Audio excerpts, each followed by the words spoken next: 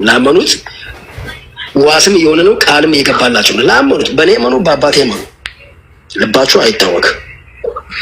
እዚህ ጋር ግን አንተ ያልክበትን ቦታ ነገር እዚህ ጋር ሴትዮዋ መታ ልጆቿን በቀኝና በግራ ኢየሱስ የአባቴን ትእዛዝ ሊፈጽም እንጂ የኔን ትእዛዝ ፍቃድ ላደርግ አልመጡም አለና የአባቴን ፍቃድ ግን ልጁን አይቶ ለተቀበለ የዘላለም ሕይወት እንዲያገኙ ነው አለ። ስለዚህ የአባቱ ትእዛዝ ምንድን ነው? አባቴ ጋር ነው ሰጪው አባቴ ነው አለ። የአባቱ ትእዛዝ ደግሞ ሊሰጥ የሚያዝ ልጁን አይተህ አምነህ ተቀብለሃል አልተቀበልክም፣ እዚህ ጋር ነው ጨዋታው እኮ። እሱን እኮ ስለመቀበል እኮ ጥያቄ የለንም እኮ። አብሽር መሲሁን መቀበል እንዳውም ትክክለኛ ነገር ነው ብለን እኮ ነው የምናምነው። እሱን ስለማምለክ ነው አሁን ጥያቄው። ግን መሲሁን መቀበል አንድ መረጋጋት፣ ይሄ መስጠት የሚባለውን ነገር በዛ ላዘጋጅላቸው እሄዳለሁ ምናምን፣ ይሄ ነቢያቶች የሚያደርጉት ነገር ነው። ዋስትና ይሆንልና እነርሱ እያልክ ነው አሁን ይሄን ላደረገ እያልክ ነው። አያርላ ነቢዩ ሙሐመድ ሰለላሁ ዐለይሂ ወሰለም ነቢያችን በጣም በርካታ ቦታ ላይ ይሄን ላደረገ እኔ ጀነትን ዋስ እሆንለታለሁ ይላሉ። የሚገርም እኔ ገነትን ዋስ እሆንለታለሁ እንዲህ ላደረገ ብለው በርካታ ስራዎችን ገልጸውልናል። እሳቸው ናቸው ማለት ነው የገነት ባለቤት አስገቢው። እንዳውም እንዴ ተረጋጋ፣ እባክህ ልጨርስ። ልክ እንዲሁ የትንሣኤ ቀን እጃቸውን እያያዝኩኝ ወደ ገነት አስገባችኋለሁኝ ብለው ተናግረዋል፣ ቃል በቃል። እሺ ገነትን የትንሣኤ ቀን ራሴ ከፍቼ ነኝ የማስገባቸው ብለው ተናግረዋል። ይህን እንዲህ አይነት ቃላቶች እየፈለፈልን ከአምላክ ጋር ማስተካከል ነቢያቶችን ስህተት ነው እኮ ነው የምንላቸው። አንበሲው የተናገረውን ይሄን የተነገርከኝ ቃል ሁሉ ነቢዩ መሐመድ ሰለላሁ ዐለይሂ ወሰለም እንደተናገሩት ቃል በቃል ያሳያለሁ። የትንሣኤ ቀን ወደ ገነት እኔ ራሴ እያያዝኩኝ ያስገባቸዋለሁ ብለው ተናግረውናል። አንድ ሁለተኛ የትንሣኤ ቀን ገነትን እኔ ራሴ ከፍቼ ነው የማስገባቸው ብለው ተናግረዋል። ሶስት ይሄን ላደረገ ሰው እኔ ገነትን ዋስ እሆንለታለሁ እያሉ ተናግረዋል። አነ ዳሚኑን አልጀና ሊመን ሐፊظ ሊሳነሁ ወፈርጀሁ ነብዩ ሰለላሁ ዐለይሂ ወሰለም ከተናገሩ መካከል ወስቷል። ከአንደበቱ የሚወጣውን ክፉ ንግግር ለቆጠበ ሰውና በብልቱ የሚሰራውን አጸያፊ ዝሙት ለተቆጠበ ሰው እኔ ገነትን ዋስ እሆንለታለሁ ያሉ ነብዩ ሰለላሁ ዐለይሂ ወሰለም አምላክ ናቸው ማለት ነው አይደሉም? አያርለ ይሄን አምላክ በእርሳቸው በኩል ያወረደውን ሕግና ስርዓት ሲፈጽም ጊዜ ሰው የዛን ገነትን ያገኛል። ይሄን ዋስ የሚሆነው ማን ነው ከተባለ ይሄ ነብይ ነው። የአምላክን ሕግና ስርዓት ስለተቀበለ እርሱ ገነትን በእርሱ ትምህርት እንደሚያገኙ የመግለጹ ያንን ከሰሩ የአምላክን ትእዛዝ ከፈጸሙ እንደሚያገኙ ይናገራል። ገነትን አስገባችኋለሁ ብሎ ቢናገር ኢየሱስ ክርስቶስ አምላክ የሚያደርገው ነገር አይደለም ራሱ። ምክንያቱም ነቢያቶች ትውልዶቻቸውን እያያዙ ወደ ገነት ያስገባሉ ብለን እናምናለን። ነቢዩ ሙሐመድ ሰለላሁ ዐለይሂ ወሰለም ቃል በቃል የትንሣኤ ቀን ፈኡድኺልኩም ኢለል ጀና እኔም እያያዝኩኝ ወደ ገነት አስገባቸዋለሁ እያንዳንዳቸው ብሎ ተናግረዋል። ሌላ ነገር ምንድን ነው? በእግዚአብሔር የሚመኑ በእኔ የሚመኑ ብሏል ኢየሱስ ክርስቶስ ነው ያልከው አይደል? ቀደም ዮሐንስ ወንጌል ምዕራፍ 14 ቁጥር 1 አምላክ ይሄን በመጽሐፍ ቅዱስም ላይ በቁርአን ላይ ልክ እንዲሁ ይናገራል። የሚገርም መጽሐፍ ቅዱስ ላይ ምን ይላል? በእግዚአብሔር የሚመኑ በነቢያቱ የሚመኑ ይላል። ኢየሱስ ክርስቶስ ነቢይ ብቻ ሳይሆን ጌታም ነው። መሐመድ ቆይ ቅድም የተናገርከው ቃል ያ ሁሉ እና አስጨርሰ ቆያ እኔ ዋስ ሆነላቸው ነው ወደ መንግስተ ሰማያት አስገባላቸው ነው። ግን በእኔ እመኑ ብሏል። ስለዚህ ከኢየሱስ ክርስቶስ ኮፒ አድርጎ መሆኑን በምን አውቃለሁ? ከኢየሱስ በኋላ ነው የመጣው። ከኢየሱስ ክርስቶስ በኋላ ኮፒ አድርጎ መሆኑን በምን አውቃለሁ? ምክንያቱም ስለ ኢየሱስ ክርስቶስ ራሱ ነብዩ መሐመድ እንደሚመጣ እንደሚፈርድ ይናገራል አይደል? ከሱ ኮፒ አድርጎ ቢሆንስ በምን አውቃለሁ? ላስረዳሽ።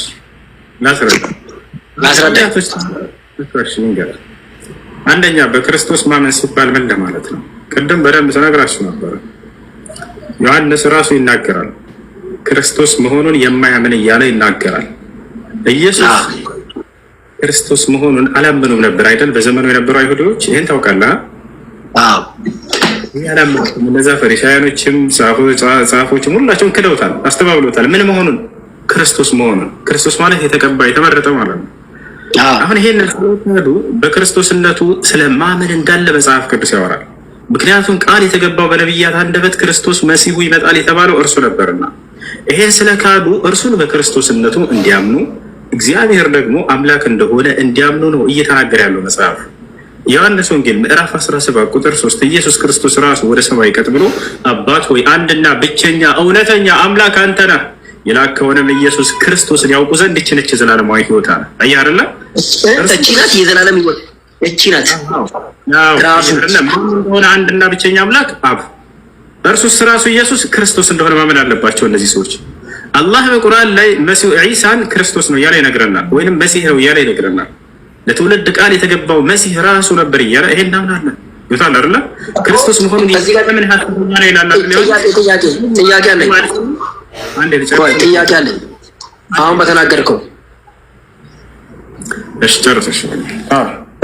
እቺ ናት እውነተኛ አምላክ መሆንን እንዲያውቁ እቺ ናት የዘላለም ሕይወት ያለው ኢየሱስ ነው አይደል?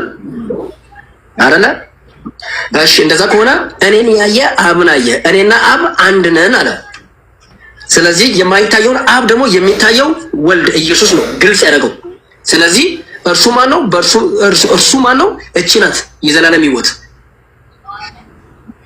ስለዚህ የዘላለም ሕይወት እርሱ ራሱ ኢየሱስ እንደሆነ እግዚአብሔር ራሱ ይናገራል። አዳምጥ፣ አንድ የዘላለም ሕይወት እያለ ያለው እውቀትን ነው። እሺ እውቀት እሱን አያስማማኝም፣ አያግባባኝም። እሱን አያግባባኝም። ሌላ ቦታ አይደለም፣ እዚያው ላይ ነው እውቀት እንደሆነ ማሳየህ፣ እዚያው ላይ። እሺ ፈጣሪ መሆኑን የሚገልጽበት ቦታ ልንገርህ፣ ላሳየህ። ቅድም ላልከው አንዴ ታስገባኛለህ።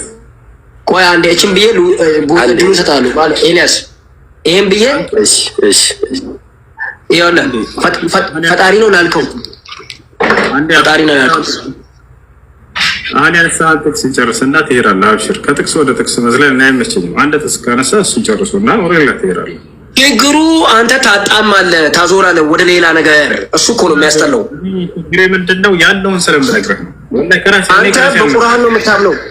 ሺህ ጊዜ ኢየሱስ እኔ እመነኝ ቢል ራሱ ቢጽፍ ራሱ እዛ ጋር ጌታ ነኝ እመነኝ ቢል ሕይወት እያለ ያለው እውቀትን እንደሆነ ተናገርኩኝ። አይደለም ከራስህ ነው አይደል? አይደለም ከመጽሐፍ ነው። ላሳየህ እያልኩህ ነው።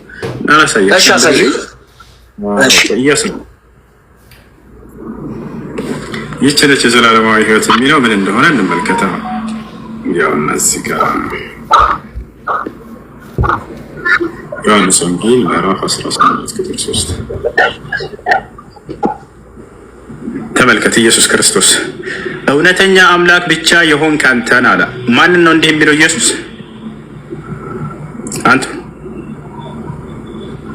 አንቱ የተናጸ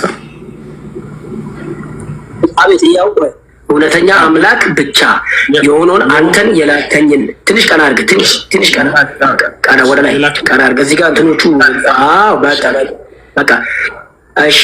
አምላክ አንተ ብቻ የሆነውን አንተን የላከኝንም ኢየሱስ ክርስቶስን ያውቁ ዘንድ ይህቺ የዘላለም ሕይወት ናት አለ። ምን ያሉ ዘንድ አለ? ያውቁ ዘንድ ያውቁ ዘንድ አለ። ይህቺ አንድ እውቀት ተገልጿል እዚህ ጋር። ያን እውቀት ሲያውቁ ጊዜ እነርሱ የዘላለማዊ ሕይወት ያገኛሉ። ምንና ምን ከተባለ አንደኛ ስለ አንዱና ብቸኛው አምላክ፣ ሁለተኛ ከዛ ከአንድና ከብቸኛው አምላክ የተላከ መልእክተኛ ስለሆነ ስለ ኢየሱስ ክርስቶስ። አየህ አይደለ? እሱ ምንድን ነው? እውነተኛ አምላክ ብቻ የሆንክ አንተን አለ። ማንን? አብን አይደለ? የላከውንም ኢየሱስ ክርስቶስን። ክርስቶስ ምንድን ነው? ከአንዱና ከብቸኛው አምላክ የተላከ መልእክተኛ ነው። ይህን ያውቁ ዘንድ ይህች ነች የዘላለማዊ ሕይወት አለ። ላኢላሃ ኢለላህ ዒሳ ረሱሉላህ የሚለውን ያወቀ ሰው ነቢ ሰለላሁ ዐለይሂ ወሰለም ምን አሉ? ና እዚሁ እኮ ነኝ ያለሁት። ቀስ በል እንጂ ታወራለህ። ከአንዱ አምላክ በስተቀር በእውነት የሚመለክ ያወቀና መሲሁም የአምላክ የዛ የአንዱ አምላክ መልእክተኛ መሆኑን ያወቀ ሰው ይሄ ሰው የዘላለማዊ ሕይወትን ያገኛል። አለቀ። የዘላለማዊ ሕይወት የሚገኘው በዚህ ትምህርት ነው። አንድና ብቸኛ የሆነ አምላክ አለ። የአንዱ አምላክ ደግሞ መሲሁን ክርስቶስን መልእክተኛ አድርጎ ልኮታል። ይሄ እንዲያወቀ ሰው የዘላለማዊ ሕይወት አለው ነው። ይሄ ነው ነቢዩ መሐመድ ሰለላሁ ዐለይሂ ወሰለም ሲያስተምሩ ጊዜ ከአላህ በስተቀር በእውነት የሚመለክ አምላክ እንደሌለ ያወቀ እኔም ለእርሱ መልእክተኛ መሆኔን ያወቀ እርሱ የዘላለማዊ ሕይወትን ገነትን ያገኛል እያሉ ይናገራሉ። በየነቢያቱ ዘመን የሆነው አንድ አምላክ ብቸኛ አምላክ አለ፣ እርሱን ማወቅ እንዲሁም በዘመኑ የተላከውን መልእክተኛ እንደ መልእክተኛነቱ ማወቅ ይህ የዘላለማዊ ሕይወትን ያስገኛል። ላኢላሃ ኢለላህ ዒሳ ረሱሉላህ። አሁን ማውራት ትችላለህ። እሺ እንደዛ ከሆነ ግን እሺ እኔን ያየ አብን አየ። የተቀበለውን አፍርስ ነው የምትለኝ? አጥፋ ነው የምትለኝ? ከመጽሐፍ ቅዱስ እኔን ያየ እኔን የተቀበለ የዘላለም ሕይወት አለው እያለ እኔን የተቀበለኝ አባቴም ይቀበለዋል፣ እኔን የሚወደኝ አባቴም ይወደዋል እያለ እየተናገረ እቺ እውነት የዘላለም የማይታየው ያንን አምላክ ስለማናቀው ይኸው በሚታወቅ መንገድ መጣና እኔን ያየ አብን አየ፣ እኔን የተቀበለ የአብን መልእክት ተቀብሏል፣ የአብን ሀሳብ ተቀብሏል እያለ የተናገረ አንተ ግን በመላእክት ያዘንተ መልእክተኛ ነው እያልክ ነው። አሁን ዋናው ምን መሰለህ? ጌትነቱን ነው አንተ እያስካድክ ያለው። መጽሐፍ ቅዱስ አንተ በምትለው ካለ መጽሐፍ ቅዱስን ብዙዎቹን ቃል እንሽራለን እንደዛ ከሆነ። ስለዚህ ጌታ መሆኑን ደግሞ እንትን ብዬ ነግሬህ እንትን ማለት ፈጣሪ መሆኑን ከፍጥረት ሁሉ በፊት ቅድሚያ እንደነበረ ነግሬህ በወጣ ሁላ ደስ ይለኛል። አንዴ ከአንድ ጥቅስ ዝም አሁን በወጣ ፈርቶ ወጣ እንዳለባል አንድ ጥቅስ አንሳና ማንም ይሄ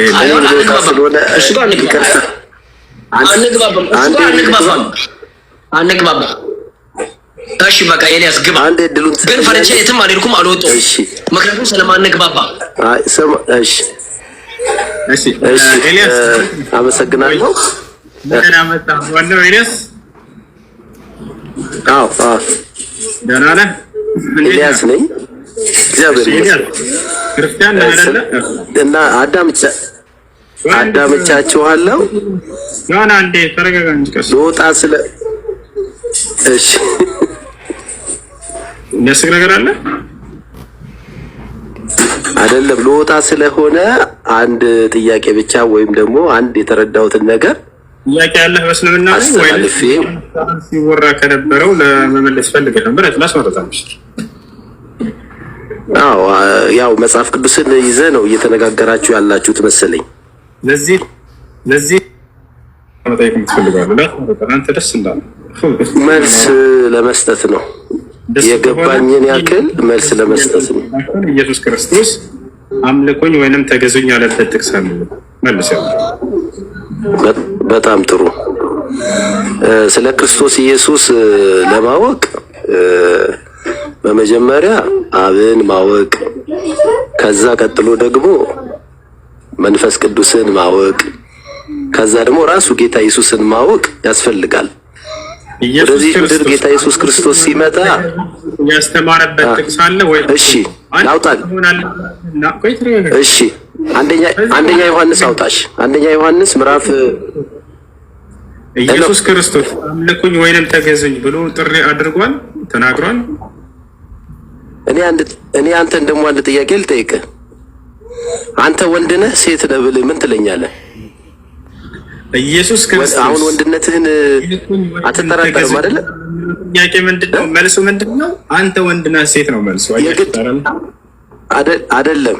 እሺ አንደኛ ዮሐንስ አውጣሽ። አንደኛ ዮሐንስ ምዕራፍ 5 ቁጥር 20 አውጣሽ። አንደኛ ዮሐንስ ላይ ኢየሱስ ክርስቶስ የተናገረው ጥቅስ አለ ራሱ። ይኸውልህ አንድ ነገር ልንገርህ። አንድ ነገር አትነግረኝም። ኢየሱስ ክርስቶስ አንደኛ ዮሐንስ ላይ የተናገረው ቃል አለ። ኢየሱስ ክርስቶስ አንደኛ ዮሐንስ ላይ የተናገረው አንድ ቃል አለ። እኔን አምልኩኝ ተገዙኝ ብሎ ጥሪ አድርጓል። በሐዋርያት መሰረት ላይ የተመሰረተውንና በነቢያት በክርስቶስ ኢየሱስ ላይ ያለውን ቃል ታምናለህ? እኔ ደግሞ ልጠይቅህ፣ ታምናለህ? መልስ የለም። ወላሂ ኢየሱስ ክርስቶስ አንድ ቦታ ላይ ተገዙኝ አምልኩኝ አለ። እሺ ይሄን የሚመልስ ክርስቲያን እኔ ያበናየ ማለት ምን ማለት ነው? ወደ እሱ እንመጣለን። ምን ማለት ነው ወደሚለው ግን ኢየሱስ ክርስቶስ አምልኩኝ ተገዙኝ አላለም። አንተ ተናግረህ ክርስቲያን ሰዎች ሌላ ቦታ የለመዱት ነገር አለ። ነጽር ምናምን የሚሰሩ ልጆች ጋር የሆነ ጥያቄ ጠይቋቸውና እኛ ልጆች መልስ ሳይኖራቸው ሲቀር እኔና አባ ነን ብለዋል። ይሄ ምን ማለት እንደሆነ ታውቃለህ ይሏቸዋል። የእኛ ልጆች የዋህ ናቸው። ይሄዱና ይሄ ማለትማ እንደዚህ ነው ወደሚለው ተረት ይጎተቱላቸዋል። ለእኔ ጋር እንደዛ ይሰራው ነውር ነው። እኔ ጋር ለጥያቄው መልስ ትመልስና ከዚያ በኋላ ስለዛኛው ጥቅስ እናወራለን። ምክንያቱም ያ ጥቅስ ስለዚህ እያወራ አይደለም፣ ስለምናወራ ጉዳይ ኢየሱስ ክርስቶስ አምልኩኝ ወይንም ተገዙኝ ብሏል ወይ? ተገዙኝ ብሎ የተናገረበት ቦታ ላይ አለ ወይ? ያው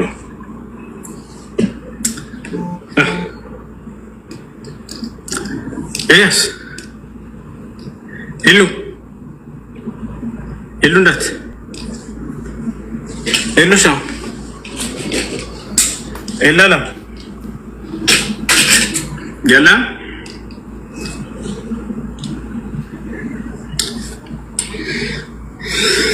ኤልያስ የለም። በቃ ምን እናድርግ? ኤልያስ ለዚህ ነው ልጁን ስታስቆመው የነበረው መልስ እንዳለው ሰው ነውር ነው፣ የምር ነውር ነው። እንደሱ ጥሩ አይደለም። هذا مو زين اوكي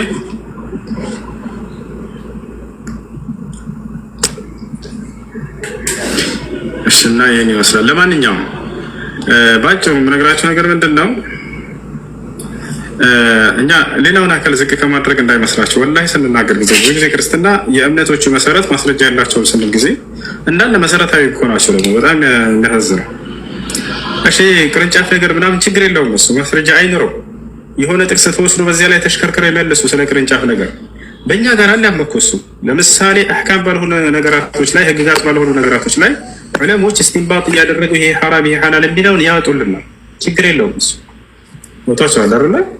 ግን መሰረታዊ ስለ አምላክና ስለ እምነት በሚመለከት ጉዳይ ቃል በቃል መቀበል አለበት። ይሄ ነገር አምላክ ተገዛይ ብሏል ወይ? አዎ ቃል በቃል ወአን ያዕቡዱኒ ይላል አምላክ አላህ እኔን ተገዙኝ ይላል ቃል በቃል ወኢያየ ፈዕቡዱን እኔ ብቻ ተገዙኝ ያለ ይናገራል። ወጣቻው አይደለ? እርሱ ማን ነው ብለን የምንጠይቅ እነኒ አነ አላህ ላ ኢላሃ ኢላ አነ ይላል። እኔ አላህ ነኝ ከእኔ በስተቀር ሌላ ማንም አምላክ የለም እያለ ይናገራል። አያችሁ አይደል? አምልኮ ጠርቶኛል ወይ አምልከኝ ብሎ ቃል በቃል አምላክ አላህ ወአን ያዕቡዱኒ ሀዛ ሲራጡን ሙስተቂም እኔም ብቻ ተገዙ ይህ ነው ቀጥተኛው መንገድ ይላል። ነቢያቶች ጋር ስንሄድ መሲሁ ራሱ ምን አለ? ወኢነ አላህ ረቢ ወረብኩም ፈዕቡዱሁ ሀዛ ሲራጡን ሙስተቂም አለ። የእኔም ጌታ የእናንተም ጌታ አላህ ነው፣ እርሱም በብቸኝነት ተገዙት ይህ ነው ቀጥተኛው መንገድ ይላል መሲሁ። አብርሃም ምን አለ? ወኢብራሂም ኢዝ ቃለ ሊቀውሚሂ እዕቡዱላህ ወተቁሁ አብርሃም ለህዝቦቹ አላህን ተገዙት እርሱንም ብቻ ፍሩት ይላል። እዛቻ ይህ ስለ ሃይማኖቱ ስንሄድ አምላክ ራሱ እኔ እስልምና እንደረገጥኩላችሁ እያለ ይናገራል።